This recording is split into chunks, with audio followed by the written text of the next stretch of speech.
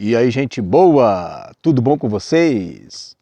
Então, eu quero falar agora a respeito de alguns textos, né? Como eu gravei no vídeo anterior, nós temos a mania, né, de ficar jogando um texto contra outro texto, ficar fazendo aquele tiroteio, né, de textos para lá e textos para cá.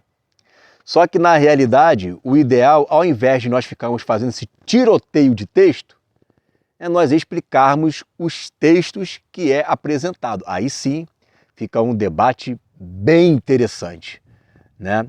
Então, qual é o tema de hoje? O tema de hoje é baseado naquele texto de João, no capítulo 6, versículo 37, que diz assim: tudo que o Pai me dá virá a mim, e o que vem a mim, de maneira nenhuma o lançarei fora. Como explicar esse texto? Como agora a gente mostrar para os irmãos que esse texto aqui não está se referindo a uma salvação peremptória, ou seja, a pessoa já está salva e nada do que ela fizer tirará essa salvação. Porque há um jargão aí, tipo, estamos debaixo da graça. Outro jargão, estamos debaixo da nova aliança. Outro jargão, né? Uma vez salvo, salvo para sempre. Bom, vamos explicar esse texto? Vamos lá? Olha só. Todo o que o Pai me dá virá a mim, e o que vem a mim, olha só, o que vem a mim, de maneira nenhuma lançarei fora. Minha gente, você acha que Jesus vai rejeitar aquele que o Pai deu para Jesus? Você acha que Jesus vai chegar para um filho de Deus e vai falar assim, ó, você eu não quero, não quero, você não quer não, vou virar as costas para você, né? Você eu tô nem aí. Claro que não. Se o pai dá para o filho um ente predestinado, você acha que o filho vai chegar para o pai e dizer, olha pai, esse eu não quero, manda outro, envia outro? Não, de maneira nenhuma eu lançarei fora, de maneira nenhuma eu rejeitarei, de maneira nenhuma eu vou negar, de maneira nenhuma eu vou impedir dele chegar até mim. É isso que o texto está dizendo. O texto aqui não está nem tratando de uma perseverança até o fim. O texto está tratando de pessoas que o Pai deu para Jesus, e aqueles a quem o Pai deu para Jesus que forem até ele, ele não vai fechar os braços, ele não vai dar as costas, ele vai receber. Né? Lógico, né? Aonde está na Bíblia que Jesus ele vai rejeitar aqueles a quem o Pai deu para ele? Seria um absurdo. Se o Pai está dando para Jesus, o correto é que Jesus receba a todos aqueles a quem o Pai deu para ele. Não à toa, ele fala assim, e o que vem a mim? Ou seja, serão todos que irão até Jesus, ainda que o Pai tenha dado para ele? Não. Né?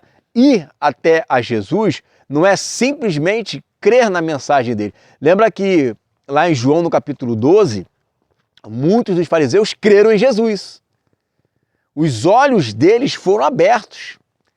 Eles creram que Jesus era o Messias, mas eles tiveram medo de confessar Jesus para não ser expulsos da sinagoga.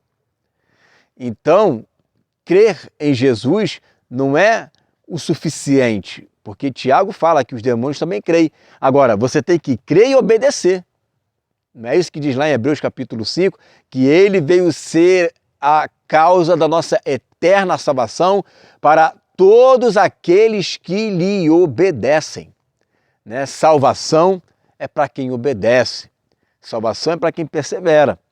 Então, Jesus, num primeiro momento do novo nascimento, você vai até ele, ele não vai dar as costas para você, ele vai receber você, tá? Bom, aí no versículo 39 de João capítulo 6, ele vai dizer assim, ó, e a vontade do Pai que me enviou é essa vontade do Pai, que nenhum de todos aqueles que me deu se perca. Claro que se o Pai está chegando, né?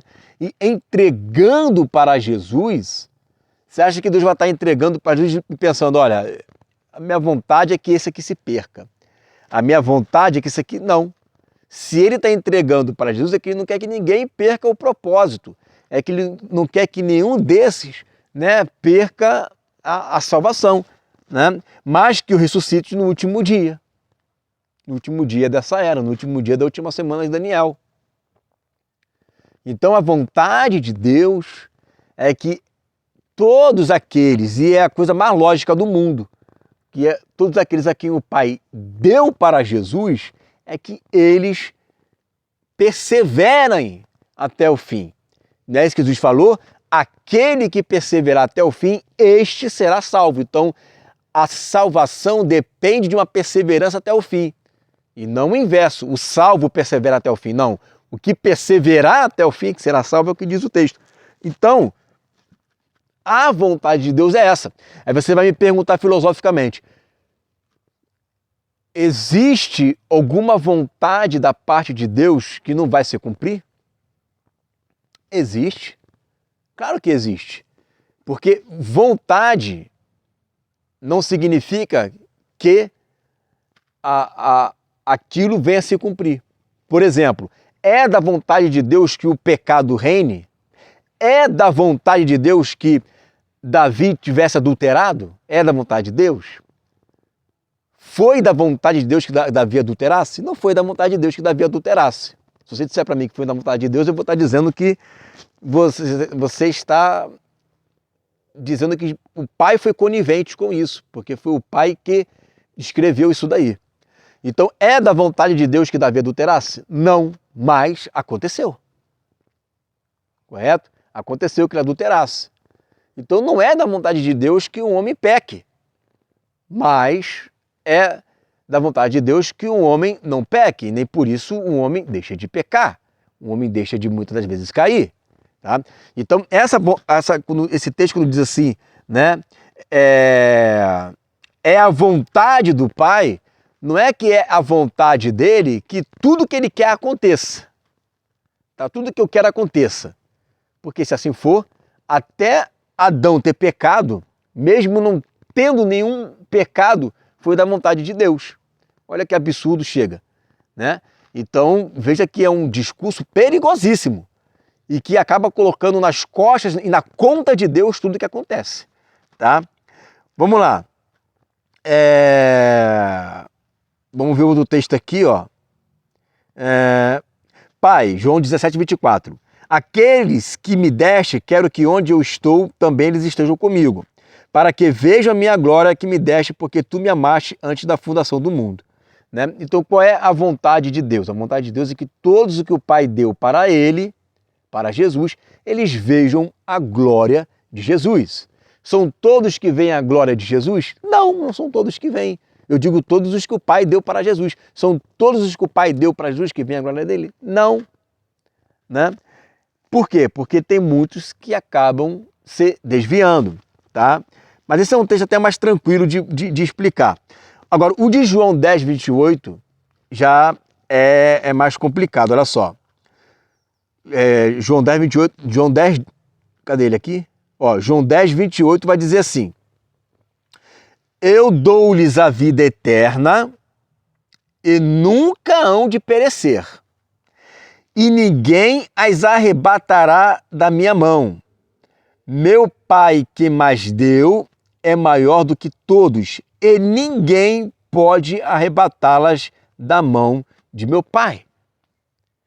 Esse texto aqui é sim um texto que, para que você possa explicá-lo, você precisa de outros textos auxiliadores.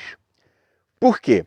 Você lendo ele assim no seco, lendo ele assim, eu dou-lhes a vida eterna, e nunca hão de perecer, e ninguém as arrebatará da minha mão.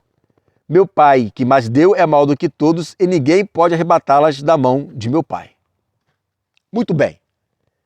No momento em que você recebe Jesus como Senhor, você já recebeu os poderes do mundo vindouro, né? Agora, por que que ninguém arrebatará das mãos dele? Por que que o diabo não pode arrebatar das mãos de Deus? Porque uma pessoa que está na presença de Deus, que busca o Senhor, o diabo não tem como tocar. E arrebatar ali, a palavra harpazo, tá? Tomar a força. Tomar a força. O diabo não pode tomar a força.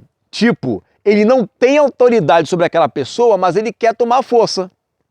Não, ele não vai fazer isso. Para que ele consiga fazer isso, aí tem um outro elemento que tem que ser acrescentado aí.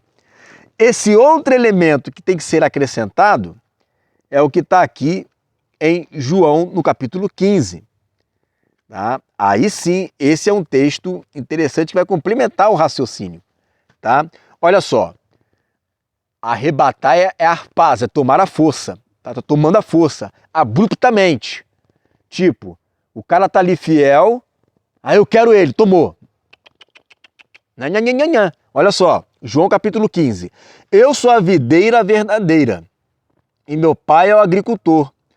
Todo ramo que estando em mim, não der fruto, olha, a pessoa está ligada a Jesus. Não está fora dele, está nele. Está em Jesus. Para eu estar em Jesus, é porque em algum momento eu estou fazendo parte deste corpo. E aí, automaticamente, é porque o Pai me deu para Jesus, correto? O Pai me deu para Jesus. Então, olha só. Eu sou a videira verdadeira e meu Pai é o agricultor. Todo ramo que estando em mim não der fruto, ele o corta. E todo que dá fruto limpa, para que produza mais fruto ainda. Vós já está limpos pela palavra que vos tenho falado. Permanecei em mim.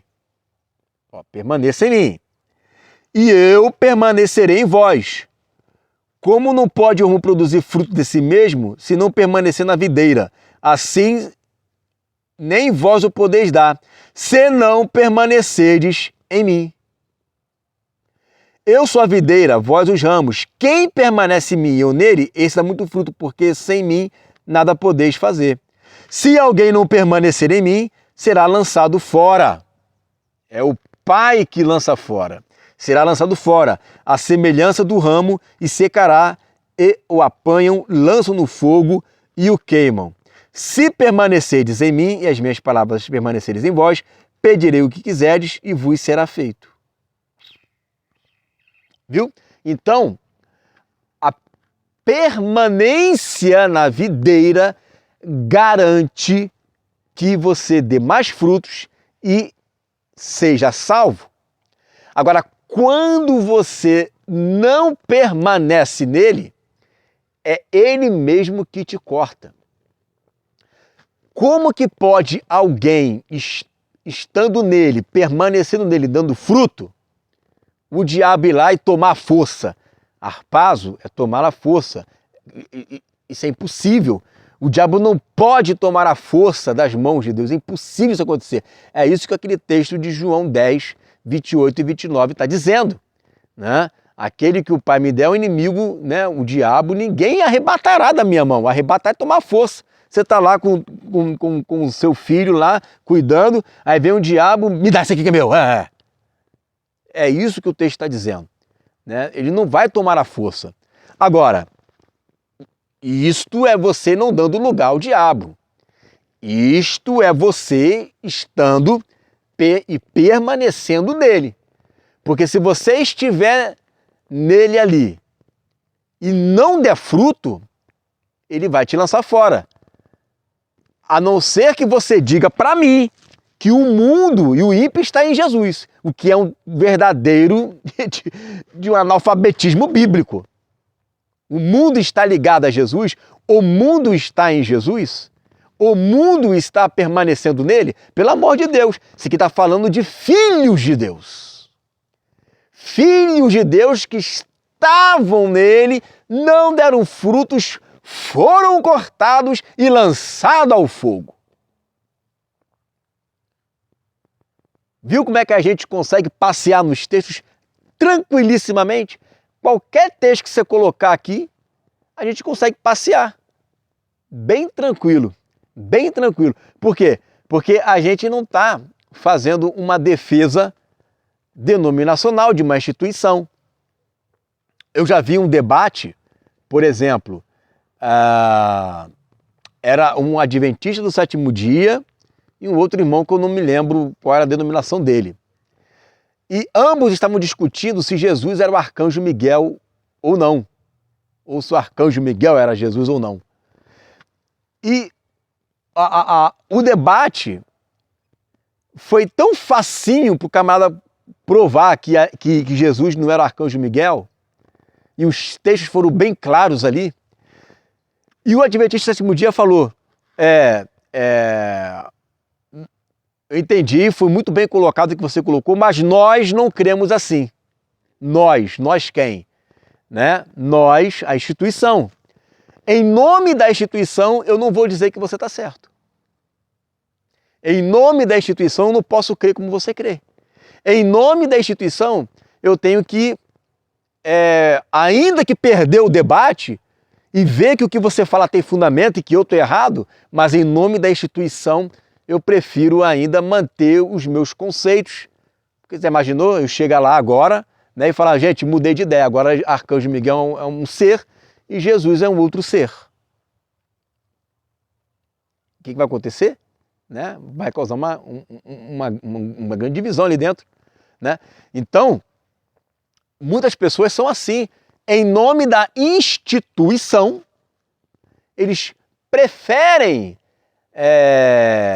não acatar com a verdade, preferem manter a crença da instituição.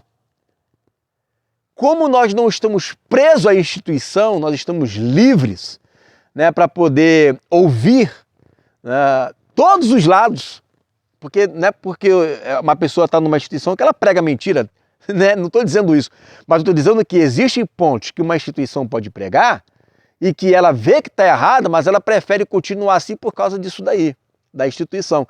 Então, a gente, como não está preso a isso, né, glória a Jesus por isso, né, a gente consegue passear em textos como esses, de difícil interpretação, que na realidade, quando você medita um pouco mais, coadunando os textos, porque a Bíblia não entra em contradição, coadunando os textos, aí você sabe, né, que existe uma explicação coerente para aquilo. Eu vou lembrar de todos os textos agora? Eu não vou lembrar. Existem mais alguns outros textos, né, que de repente eu me esqueci, e você pode colocar aí nos comentários. Explica esse texto aqui para mim, que eu não estou conseguindo entender. Aí a gente vai fazer um vídeo. Eu estou fazendo vídeos aqui agora, que são vídeos que os irmãos estão pedindo para fazer. Tá? Que são vídeos que são indicações, né? Vídeos que as pessoas estão indicando, ó, fala esse tema aqui, aborda esse tema aqui. Aí eu estou fazendo vídeos rápidos, né, falando sobre esses temas. Tá? Então, o último texto que eu quero estar lendo aqui para os irmãos, tá? É esse aqui de 1 Crônicas 28, 9. Tá? 1 Crônicas 28, 9. Olha o que diz aqui, ó. 1 Crônicas 28, 9. Tu, meu filho Salomão, conhece o Deus de teu pai e serve-o de coração íntegro e alma voluntária. Viu? Alma voluntária, livre-arbítrio. Aí você vê um camarada aí falando, esquece esse tal de livre-arbítrio. Pô, como é que eu vou esquecer? Está aqui escrito, livre-arbítrio é o quê? Voluntário, né? E alma voluntária. Porque o Senhor esquadrinha todos os corações e penetra todos os desígnios dos pensamentos. Se o buscares, ele deixará achar-se por ti. Se o deixares, ele te rejeitará para sempre. Agora, pois, atende a tudo, porque o Senhor te escolheu para edificares casa para o santuário, ser forte e fazer a obra. Então, se você for alguém que o Senhor escolheu, Se você for alguém, né, que permanece nele e busca o Senhor, então ele se deixará ser achado. Agora, se você for uma pessoa que rejeita ele, ele também te rejeitará. Vai depender de você, do seu coração voluntário. Vai depender do seu coração voluntário. Ele está falando isso para Salomão. Tá? Não é para qualquer um não, é para Salomão. Então, isso vai depender de mim. A minha vida, né, a minha fidelidade, aliás, até a palavra fidelidade indica isso. Né? Sobre pouco foste fiel, sobre muito te colocarei. O que é a palavra fidelidade? Fidelidade é eu mostrar-me fiel. Eu sou uma pessoa fiel a Deus. Eu sou uma pessoa que mostrou fidelidade a Deus. Então, se eu sou uma pessoa fiel e mostrou fidelidade a Deus, isso significa que eu fui tentado a negar, eu fui tentado a não ser fiel, eu fui tentado a voltar atrás, mas eu permaneci nele. Eu continuei sendo fiel a ele. Agora, se é o inverso, igual um gráfico que eu vi, a salvação do arminiano, 90% Deus, 10% homem. A salvação do calvinismo, 100% Deus. Como que se isso tivesse... nós exaltamos mais a Deus do que os outros. Né? Nós exaltamos a Deus. Vocês não exaltam a Deus, mas nós exaltamos. Porque vocês colocam uma parcelinha da participação humana. Ora bolas, se é 100% Deus, no sentido de que não existe participação humana, então, que raio de palavra fidelidade é essa? Eu não sou fiel. Como que eu sou fiel se eu estou sendo obrigado a servir a Ele? Como que eu estou sendo fiel se eu estou sendo obrigado, né, a estar obedecendo a Ele? Não tem fidelidade aí. Não existe fidelidade. Você pode cobrar a fidelidade de um robô se você já o programa para que ele venha a fazer aquele serviço ali? Não tem como. Como é que você vai dizer que aquele robô, que aquele ente ali está sendo fiel a você se tudo que ele faz é programado? Uma graça irresistível é o quê? É uma programação direta de Deus. Você recebeu um chip programado para você fazer aquilo dali. É a mesma coisa, você recebe um chip da Claro, né? E aí você fala assim, ó, não faz ligação da Oi não, hein? Cuidado, hein? Não faz ligação da Oi não, só faz ligação da Claro. Como que o camarada vai fazer uma ligação da Oi se ele só tem um chip da Claro? O que é isso? Isso significa que é impossível ele ser desleal a Claro se ele só tem a opção de ligar da Claro, né? Então, essa é a lógica. Como é que você vai chegar e vai exigir, ou melhor dizendo, você vai exigir que a pessoa seja fiel se ele não tem nenhuma outra opção senão ser fiel? Ele foi programado para aquilo. Então, essa palavra fidelidade, né, é mais uma palavra filosófica e que não tem sentido algum. Qual o sentido dessa palavra se na realidade não existe fidelidade? O que existe, né, é uma graça irresistível, né? Eu vou fazer depois um outro vídeo que é focado na questão da depravação total. É uma palavra que eu não concordo. Se você disser para mim um desprovimento total, aí eu concordo com essa palavra. Porque quando você fala depravação, o conceito parece até ser interessante, mas a palavra está errada. Porque quando você fala de uma pessoa depravada, eu pergunto para você, você acha que as nações que vão passar pelo tribunal de Cristo e entrarão como nações, só vai entrar depravado? Os depravados vão entrar como nação no reino de Deus. Então aqueles sacerdotes são tudo depravado, né? Os adoquitas são depravados. Os levitas são tudo depravado. Você acha que realmente é isso? São os depravados que estarão ali? Então não. Agora, se você disser para mim, né, que são os desprovidos da glória, aí um desprovimento total, aí sim, porque Paulo disse que todos pecaram e desprovidos estão da glória de Deus. A glória de Deus só é reconquistada mediante ao novo nascimento. A glória dos filhos de Deus. Então existe um desprovimento total da glória de Deus. E esses que alcançam a glória de Deus são os filhos de Deus. E as nações são depravados? Não, são desprovidos da glória. Mas essas nações só entrarão no reino milenar porque justamente eles não se contaminaram com a marca da besta, com o número, com o seu nome, né?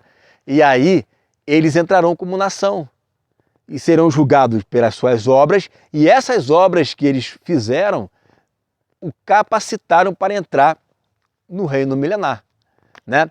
Como que um calvinista vai conseguir explicar as nações, né? Como que um calvinista vai conseguir explicar, né, a Zacarias 14, por exemplo? É complicado, né? Porque aquelas nações ali que estão ali, né, são nações que não estão participando do casamento de Jesus, ou seja, né, na festa, mas como noiva, porque eles morrem, eles nascem, né, ali no reino milenar. Como que um calvinista vai explicar isso, né, aquelas nações ali? Por isso é que muitos deles acabam simbolizando o reino milenar. Mas você pode até tentar simbolizar ali Apocalipse capítulo 20, mas você não consegue simbolizar todos os textos do Antigo Testamento, mas não consegue mesmo, né? Por isso que muitos deles são fraquíssimos, né? E esse é o ponto forte, né, dos nossos ensinos. Os profetas, que nunca teria que ter deixado de ser usado na boca de muitos filhos de Deus. Então, os profetas é o que nos garante o que nós estamos falando, ensinando. Nós vamos tocar nesse assunto. Hoje a gente falou a respeito desses textos. Existem outros, tá? Eu não fechei todo o assunto. Existem outros textos, mas eu quero que vocês me ajudem, né? Bota os textos aí nos comentários, que aí eu lendo o texto faço um vídeo voltado para esse texto aí. Certo, gente? Uma livezinha rápida, né? Para que você medite aí nesses textos. Como de praxe, né? Eu estou gostando dessa experiência de estar aqui no monte, né? Eu venho aqui, faço a minha oração, busco ao Senhor, né? Coloco a câmera, gravo o vídeo. Olha que lugar bonito, gente, né? De estar aqui, né? Você vendo aqui é uma coisa, mas eu olhando é muito mais bonito, né? Deixa eu ver aqui se você vai conseguir ver, né? Alguma coisa aqui também, ó. Um local bem bonito, né? De se estar. Mas é isso aí, né? Então a gente tá vindo aqui para poder estar ministrando, né, a palavra, né, buscando. Olha quanta coisa gostosa, né? Aqui você só ouve a voz do silêncio, né? Busca ao Senhor, tenha um momento de intimidade com Ele, né? Aqui eu posso clamar, aqui eu posso, como diz a Bíblia lá em Hebreus 5, Jesus estava clamando, né, em alta voz, né, rogando ao Pai. Então, aqui a palavra clamar, né, ela por si só já implica em falar em voz alta, né? Por quê? Está saindo lá da alma, né? Não é que Deus é surdo. Tem gente que fala isso, está orando alto para quê? Deus não é surdo. Ah, Deus não é surdo. E mesmo assim ele também não é, ele pede para nós falarmos, né? E ele já sabe o que nós vamos falar antes mesmo de nós orarmos, mas faz parte da dinâmica de Deus, ele gosta disso, né? Então, nessa intimidade aqui, a gente consegue ter esse momento de comunhão, né, com Deus, orando, buscando, né, ninguém atrapalhando. Aqui eu posso parar 1 hora, meditar, né, na garrafinha de água ali, beber água, né, um lanche para poder fazer, ou então às vezes vem em jejum, né? Mas o importante é estar meditando, sair da correria, né, do dia a dia, toda hora alguém ligando, toda hora alguém falando com você. Aqui não, aqui você está em paz. É você e o Criador, a natureza, né, as aves, né? É isso aí, minha gente, né? Eu acho que era esse o clima que Jesus sentia quando vinha para o monte, né? Quando ele saía daquela cidade, daquela muvuca, né, e ia para o monte e dobrava o joelho e começava a orar, ele e os discípulos dele, né? Era esse o sentimento que ele tinha. Uma pena que aqui a internet não é boa, se a gente fazer uma live aqui, né? Mas não tem problema, aqui eu faço a gravação, né, e mando para vocês. Certo, gente? Coloca aí nos comentários depois o que vocês, as dúvidas que vocês têm, os textos, né, que te deixam um pouco intrigados, né? E aí nós vamos meditar, vamos orar, e aí eu vou fazer um vídeo voltado para isso daí. Não é nos comentários no chat, não. É nos comentários ali depois que finalizar, né? Apesar de que está como estreia, né? Então, como estreia, você pode já fazer os comentários ali, que já fica ali. Beleza, gente? É isso daí, obrigado aí. Continue orando por mim, tá? Pelo ministério, e vamos que vamos. Que essa palavra seja uma bênção para você, e como eu sempre digo, né? Fique com essa palavra em nome de Jesus.